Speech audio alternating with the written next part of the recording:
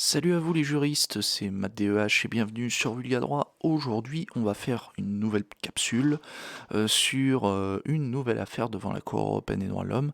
Bon, je sais à chaque fois ça date un petit peu, mais au moins vous allez pouvoir, au moins vous avez accès à la capsule dont j'ai parlé il y a plusieurs jours, voire même peut-être une semaine sur Twitch. Donc n'hésitez pas à jeter un œil si ça vous intéresse on va dire qu'on discute de l'actualité juridique ensemble en direct, ou même si vous voulez voir des réacts à des colloques de droit, ça peut toujours être intéressant. Et du coup là en l'occurrence, on est donc devant la Cour européenne des droits de l'homme.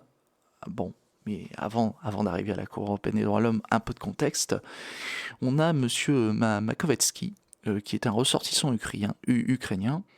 Et bon, l'affaire n'a rien à voir avec la guerre en Ukraine, puisqu'on est en décembre 2020 et Monsieur Makovetsky se trouvait dans un supermarché et il avait refusé d'obtempérer à la demande du personnel de sécurité qui lui a enjoigné de porter un masque en raison de l'épidémie de Covid-19. Et du coup, la police a été appelée sur les lieux et elle a dressé un procès-verbal d'infraction administrative contre monsieur Makovetsky, et il a été, disons, visé par une amende de 170 hryvnia ukrainiens. Donc ça correspond à 4,70 € en termes d'amende. Et en raison d'une infraction qu'il aurait commise par rapport à la réglementation sur la Covid-19, à savoir le non-respect de l'obligation de porter le masque. Et en effet, l'obligation du port du masque en Ukraine avait été introduite par une décision du Conseil des ministres qui a été adoptée au début décembre 2020. Et devant les juridictions ukrainiennes, M. Makovetsky ne niait pas, alors il reconnaissait qu'il n'avait pas porté son masque. Ça, là-dessus, il n'y a pas de souci. Mais par contre, ce qu'il conteste, c'est la légitimité des mesures anti-Covid. Et le tribunal a rejeté son recours et il a confirmé l'amende qui lui avait été infligée. Et le juge avait considéré que la sanction qui a été infligée à M. Makovetsky, elle était légale, licite, car la réglementation anti-Covid était en vigueur au moment des faits. Elle produisait ses effets au moment où M. Makovetsky était entré dans le supermarché. Bon, vous en doutez, M. Makovetsky est mécontent et il a envie d'en découdre. Il a épuisé tous ses recours devant les juridictions ukrainiennes et il saisit la Cour européenne des droits de l'homme. Et du coup, M. Makovetsky se plaint d'une violation des articles 6 et 7 de la Cour européenne des droits de l'homme. Alors l'article 6, ça correspond au droit à un procès équitable, et l'article 7, c'est pas de peine sans loi. En gros, si vous préférez, c'est le principe de l'égalité des délits et des peines. Pour que vous fassiez l'objet d'une peine d'emprisonnement ou d'une amende, il faut que la loi le prévoie. Si c'est pas prévu, on est dans une violation, donc soit de la Constitution, soit de la Convention européenne des droits de l'homme. Voilà. Parce que c'est le principe de l'égalité, c'est ce qu'on appelle encore une fois le principe de l'égalité des délits, c'est des peines. Voilà. On ne peut pas vous infliger une sanction si c'est pas prévu par la loi. Voilà. Notamment comment on appelle ça, notamment dans le milieu, notamment en droit pénal. Alors, du coup, en l'occurrence, pourquoi M. Makovetsky se plaint de ces deux violations ? Et c'est parce qu'il allègue que les décisions de justice ukrainiennes étaient arbitraires, et il considérait que l'agent de police lui avait infligé une amende alors qu'il n'est pas un tribunal établi par la loi. Voilà. Donc la notion de tribunal établi par la loi, c'est une notion que l'on retrouve dans la Convention européenne des droits de l'homme. Attendez, j'essaie de bien me placer. Non, comme ça, ouais, voilà. Du coup, qu'en a pensé la Cour européenne des droits de l'homme ? Alors, la Cour estime que rien n'indique que les juridictions ukrainiennes aient fait preuve d'arbitraire. Donc là, il n'y a clairement aucune preuve. Et les arguments de M. Makovetsky concernant la légalité des restrictions anti-Covid, elles ont été examinées et rejetées par les juges ukrainiens. Donc là-dessus, à partir du moment où les juges ont examiné, ont pris le temps de juger M. Makovetsky, il n'y a pas eu d'arbitraire. Voilà. Donc la Cour, elle écarte les arguments, on va dire cet argument-là du revers de la main. Et pour ce qui est de l'amende qui a été infligée à M. Makovetsky, la Cour rappelle que les amendes administratives peuvent se concilier avec la Convention européenne des droits de l'homme, à condition que ces amendes administratives fassent l'objet d'un contrôle ultérieur par un organe judiciaire de pleine juridiction présentant les garanties du droit au procès équitable.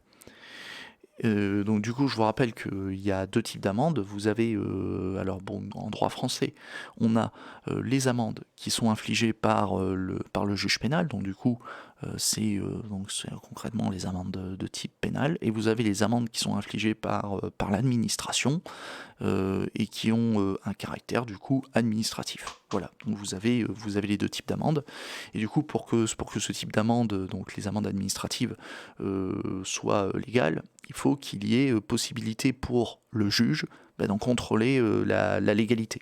Voilà, et ce dans le respect du droit au procès équitable. Et en l'occurrence, la Cour estime que effectivement, là, il n'y a pas eu de difficulté là-dessus. Le droit au procès équitable a bien été respecté devant les juridictions ukrainiennes. Et du coup, là-dessus, l'argument est aussi écarté d'un revers de la main. Après, pour ce qui est de la violation, donc bon là on avait vu précédemment, c'était la violation de l'article 6, donc droit au procès équitable, mais qu'en est-il de la violation de l'article 7, donc concernant le principe de l'égalité des délits et des peines?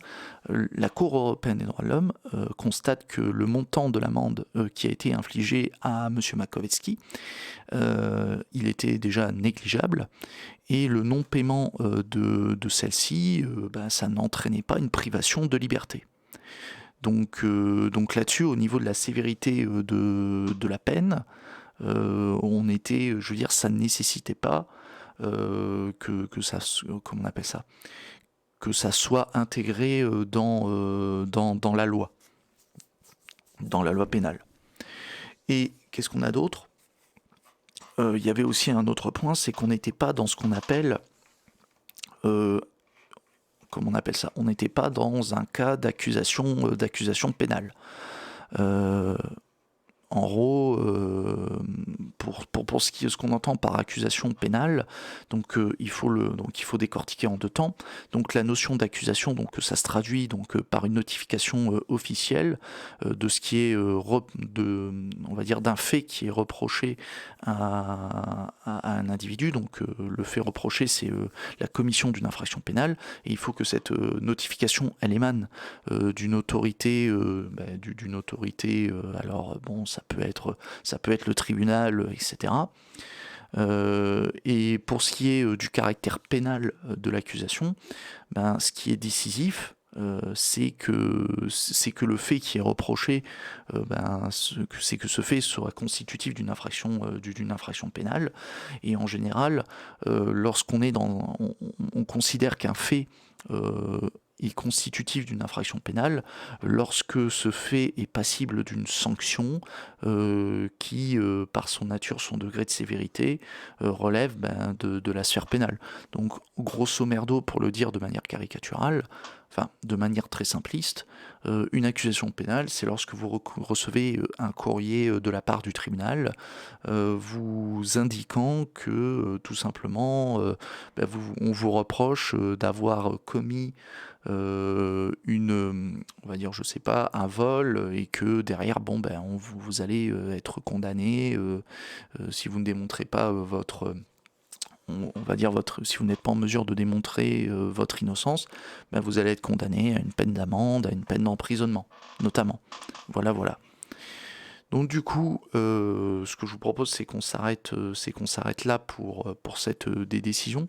Alors, l'intérêt de cette décision, c'est que ça permet de donner un exemple de cas où on aurait des personnes qui seraient contre les mesures, comment on appelle ça, contre les mesures anti-Covid, et qui auraient tenté, un peu en mode barreau d'honneur, de saisir la Cour européenne des droits de l'homme pour obtenir la condamnation d'un État. Donc pourquoi pas la France. Et là, en l'occurrence, bon, ben, sachez que si vous invoquez l'article 6 et l'article 7 on va dire de la Convention européenne des droits de l'homme, ben, vous avez intérêt à avoir un dossier solide, surtout que bon, je veux dire, là, on rappelle quand même que ces mesures, elles sont avant tout justifiées par l'intérêt général, à savoir la protection de la santé publique. Voilà, concrètement. Du coup, donc, je pense qu'on a fait le tour. Alors, comme d'hab, bon, si vous avez apprécié la vidéo, le pouce, le partage, le commentaire, pour si vous voulez donner votre avis sur cette affaire. Et l'abonnement aussi sur YouTube. Voilà. Et on se retrouve donc pour de nouvelles actualités juridiques, que ce soit sur YouTube ou sur Twitch, pour en discuter directement. Et sur ce, ben, je vous laisse. A plus les juristes. C'était Matt DEH sur Vulga Droit.